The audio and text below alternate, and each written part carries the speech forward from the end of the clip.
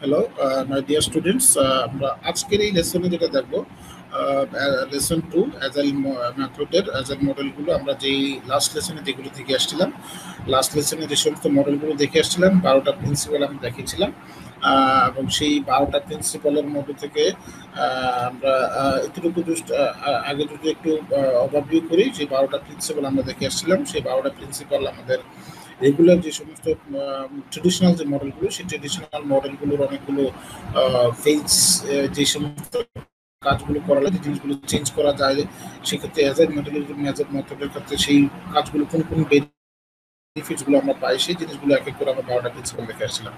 তো এইখানে এই টপিকগুলো সম্বন্ধে আমরা আগের লেসনে আমরা শিখে আসছি। আজকের লেসনে আমরা যে জায়গাগুলো দেখবো, সেখানে প্রথম যেটা শুরু হবে আমাদের ক্যানভান মডেল। তো ক্যানভান মডেল দিয়ে আসলে আমাদের আজকের এই লেসন শুরু করবো। জাস্ট আগের অ্যাজাইল মডেলগুলো, যে মডেলগুলোর মধ্যে থেকে শুধুমাত্র আমরা এক্সপি বা এক্সট্রিম প্রোগ্রামিং মডেলটা, এক্সপি প্রোগ্রামিং মডেলটা আমরা দেখে আসছিলাম, সেখানে যেই ফেজগুলো কাজ করে শুধু রুলস দেখেছিলাম। তো আজকে এই মেথডে আমরা এখানে আমাদের বাকি 4টা মডেল আমরা দেখবো। Kanban model, ASD adaptive software development model, তারপরে ডাইনামিক সিস্টেম ডেভেলপমেন্ট মডেল, যেটাকে বলা হয় ডিএসডিএম অথবা ডিএসডি মডেল মেথড, আর লাস্ট হচ্ছে স্ক্রাম মডেল। তো এই 4টা মডেল নিয়ে আমরা এখানে আজকে দেখবো। 4টা মডেলই আসলে অ্যাজাইল মডেল, এবং এই প্রত্যেকটা মডেলের ইন্ডিভিজুয়াল ফিচার নিয়ে কাজ করে। তো সেই ফিচারগুলো আমরা এক এক করে সবগুলো দেখবো, যেগুলোর মাধ্যমে আসলে প্রত্যেকটা যে অ্যাজাইল মেথডের যে 12টা প্রিন্সিপাল, সেই 12টা প্রিন্সিপাল সবগুলোই আসলে এগুলো অ্যালাউ করে। সেটা কীভাবে হবে সেটা এক এক করে আমরা সবগুলো মডেল সম্বন্ধে জানবো। আমাদের কানভার্ট মডেল, এটাকে আসলে ভিজুয়াল সিস্টেম বলা হয়, এবং এটাকে একবারে শুরু থেকে শেষ পর্যন্ত আমার এই টিমের কার কোন জায়গায় কোন অবস্থায় কাজটা আছে, ওয়ার্ক ফ্লোটা একবারে প্রপারলি একটা অ্যাকচুয়াল সিস্টেমের মধ্যে বোঝানো যায়। সেটা বলা হচ্ছে যে kanban is a visual system for the managing work as it is moved through the process, মানে কমপ্লিটলি শুরু থেকে শেষ পর্যন্ত আমার মানে কাজটা কোন অবস্থানে আছে সেটাকে বলা যায়। এবং বলেছে kanban is the both process, the work flow and the actual work passing through that process. আর যেটা বলছে ওদের মধ্যে যে মেইন গোলটা, সেটা বলছে kanban identify the bottleneck and the process, fix them so that the possible, মানে আমি কোন কোন জায়গায় কোন অবস্থায় আছে, কোন জায়গায় কি প্রবলেম আছে, এবং সেটাকে আমি কিভাবে ফিক্স করতে পারি, এবং কত স্পিডে আমি এটাকে অপটিমাল ওয়েতে সেটাকে কাজটাকে সলিউশন করতে পারি। এটা হচ্ছে একটা ভিজুয়ালাইজ প্রেজেন্টেশনের মাধ্যমে সেটাকে এই মডেলটাকে ফলো করে। তো এই মডেলটার 3টা প্রিন্সিপাল কাজ করে। সেটা হলো যে visualise what you to do today, আজকের দিনে আমি কি কি কাজ করবো, আজকের ওয়ার্ক ফ্লোটা আমার কি হবে, এবং limit the amount of the work progress, আমি কাজটা সেট করে ফেলবো যে help the balance the flow এবং app to the system don't start and commit to the মাঝে, আমি কতটুকু কাজ করবো এবং এই কাজের প্রগ্রেসটা কতটুকু হবে, কত দিনের মধ্যে কাজ করবো, কত ওয়ারের মধ্যে কাজটা করবো, সেটা আমি সেট করবো। আর লাস্টে হচ্ছে এনহান্স ফ্লোটা, আমি কাজটা শেষ হলো নাকি কাজটা পেন্ডিং রইলো, সেই জিনিসটাকে similar. When something is finished, the next highest priority is the backlog put into the play, মানে যদি কাজটা কমপ্লিট হয়ে যায় দেন ইটস ফিনিশ, আর যদি না হয় তাহলে পরের দিনের জন্য আমার ব্যাকলগ হিসেবে কাজ করবে পরের দিনের জন্য। তো এই 3টা ফেজ হিসেবে এখানে কানভার্ট মডেলটা কাজ করে। আমরা সেটার একটা এক্সাম্পল দেখি, যে 4টা ফেজ টু ডু, আমি আজকের দিনে কি কাজ করবো, কত গণে কাজ করবো, এবং কাজটা কোন অবস্থায় আছে, প্রগ্রেস অবস্থায়, আর যখনই কাজটা শেষ হয়ে যাবে এটা হবে আমার টান। আর যদি কোনো কাজটা ইন প্রগ্রেস কমপ্লিট না থাকে, তখনই আমার পরের দিনে সেটা ব্যাকলগ হিসেবে টু ডুর মধ্যে চলে আসবে। এটা হচ্ছে তার একটা বোর্ড এক্সাম্পল। আমি আজকে সারাদিনের কাজগুলোকে একটা টিম অনুসারে আমি সেটাকে দেখাবো। এই 4টা কম ফেজের মধ্যে এখানে কথা বলে দেওয়া আছে। টু ডুর মধ্যে কোনটা থাকবে, যেটা receive from the customer and the requirements analyse, এবং যেটা কাস্টমারদের সাথে আমি কাজ করব সেটা নিয়ে কাজ করার জন্য সেটা দেওয়া আছে। তারপরে এস্টিমেটেড সেকশনের মধ্যে দেওয়া আছে আমার ফার্স্ট সেকশন, যেটা আমি কাজগুলো করব সেটা আমি কোন অবস্থানে আছি। আর প্রোগ্রেসের মধ্যে আমার যেটা আছে সেটা when the developer takes the task to the develop, he move the estimated in the progress section and mark it out tag it to the show the handle, মানে আমি যদি প্রগ্রেস অবস্থায় থাকি সেটা আমি ঠিক দিয়ে রাখবো যে আমার এটা এই মুহূর্তে প্রগ্রেসিং অবস্থা আছে, যখনই প্রগ্রেসটা হয়ে যাবে তখন আমি সেটাকে ডানের মধ্যে পাস করে দেবো। এই মডেলের মধ্যে আসলে এই 4টা টাস্ক নিয়ে আসলে পুরো মডেলটা কাজ করে, এবং কাজ করে এই 3টা প্রিন্সিপালের উপর। ওকে, এখন আমরা যাই পরের মডেলটা, সেটা হলো যে এএসডি মডেল।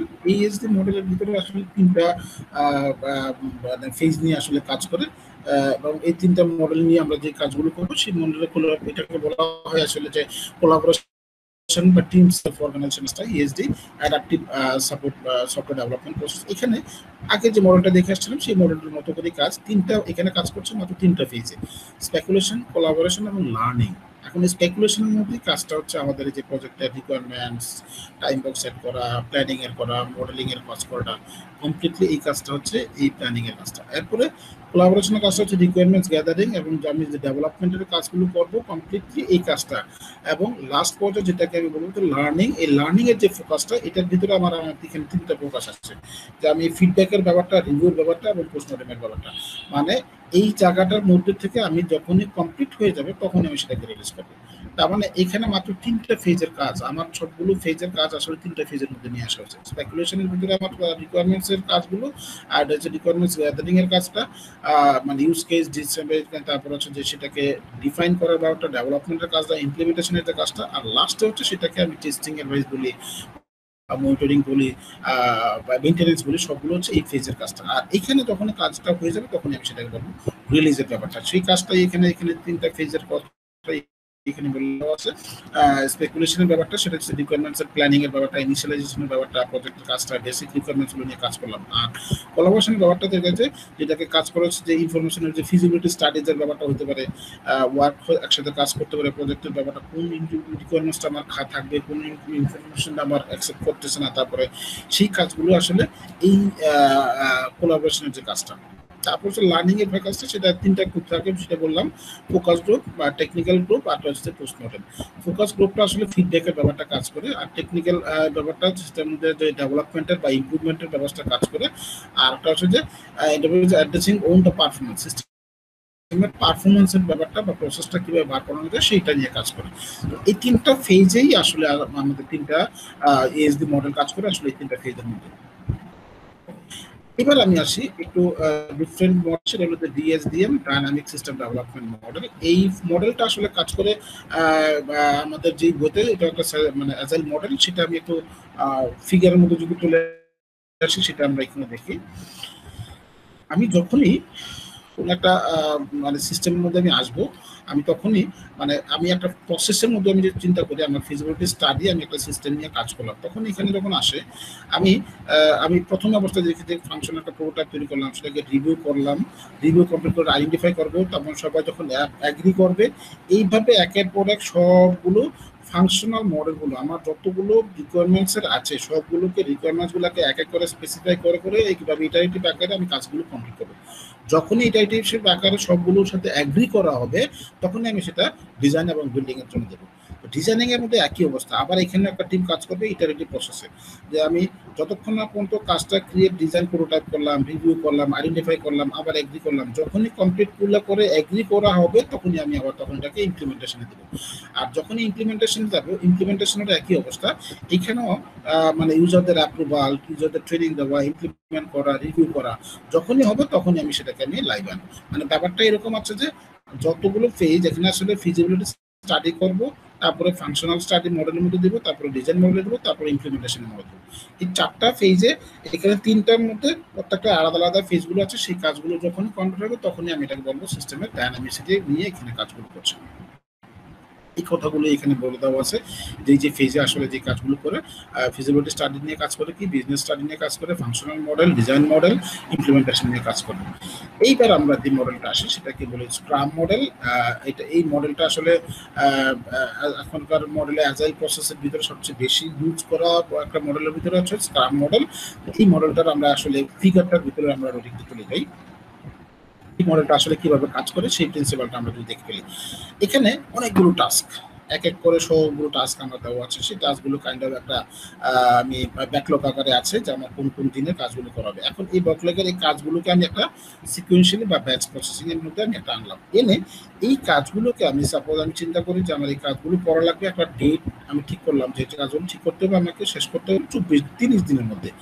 এখন এই 30 দিনের ভিতর থেকে আমি যদি একদিনের টাস্কটা কি হবে সেটাকে আইডেন্টিফাই করে ফেলি, এই সবগুলো কাজকে আমি শেষ করবো 30 দিনের ভিতরে, অথবা কোনো একটা ফাইলকে আমি শেষ করবো 30 দিনের ভিতরে। এখন এই একদিনের মধ্যে আমার কি কাজ হবে, তখন সেই 24 ঘন্টাটার যে কাজটা, সেই কাজটার ভিতর থেকে আমি আইডেন্টিফাই করে ফেলবো যে আমি একদিনে এই আসলে কি কাজটা হবে, এবং সেই একদিনের কাজটার ভিতর থেকে আমাকে বলা হচ্ছে যে স্ক্রাম ডেইলি মিটিং, আমি তখন কি কাজটা করবো, একদিনের কাজটাকে আমি আসলে কিভাবে ডিফাইন করবো। এই জন্য বলা হচ্ছে team members respond to basic. এক নম্বরে বলা হচ্ছে what did you do since last scrum meeting. Last meeting আমরা কি নিয়ে আলোচনা করেছিলাম, did you have any obstacle, কোনো কি আমাদের বাধা বিপত্তি কি ছিল, তারপর হোয়াট নেক্সট মিটিং এর আগে আমরা আসলে কি কাজ করবো। এইভাবে যখন কাজগুলো করা হয়, কমপ্লিট করা হয়, তখনই এটাকে, যখন এটা ফেস করে শেষ করা হয়, তখনই সেটাকে আমি লাইভে নিয়ে আসতেছি। মানে ব্যাপারটা হচ্ছে সিস্টেমটাকে ডেলিভারিং ব্যাপারটা আছে। তার মানে স্ক্রাম মানে হচ্ছে আমার যখনই বড় কোনো একটা কাজ ভেঙে ভেঙে 30 দিন, তারপরে একদিন, এবং প্রত্যেক দিনের মধ্যে থেকে প্রতিদিনের একটা 15 মিনিটের একটা মিটিং।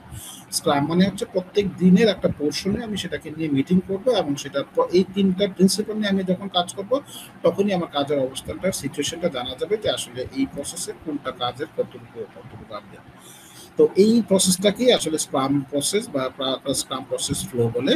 তো এটা ছিল আমাদের আজকের পর্যন্ত এতটুকু। সেই স্ক্রামের কথাবার্তাগুলি এখানে দেওয়া আছে। স্মল ওয়ার্কিং টিম নিয়ে কাজ করে প্রসেসটা মাস্টার অ্যাপ্রুভাল হয়, তারপরে টেস্টিং এর ব্যাপারটা আমরা যে কথাগুলো বললাম সেই প্রসেসটা আসলে এখানে দেওয়া আছে। তো এই এতটুকু ছিল আমাদের অ্যাজাইল মডেলের যে এক্সাম্পলগুলো। তো এতটুকুই আমরা এখন এর মধ্যে থেকে আমরা অ্যাজাইল মডেলের যে সুবিধা অসুবিধাগুলো সবগুলো আছে, সবগুলো মডেলের আমরা সুবিধা অসুবিধাগুলো প্র্যাকটিস করবো, আর সবগুলো মডেলের প্রিন্সিপালগুলো, ডায়াগ্রামগুলো সহ আমরা সবাই একসাথে প্র্যাকটিস করবো। তো এতটুকু ছিল এই লেসনে। ধন্যবাদ সবাইকে।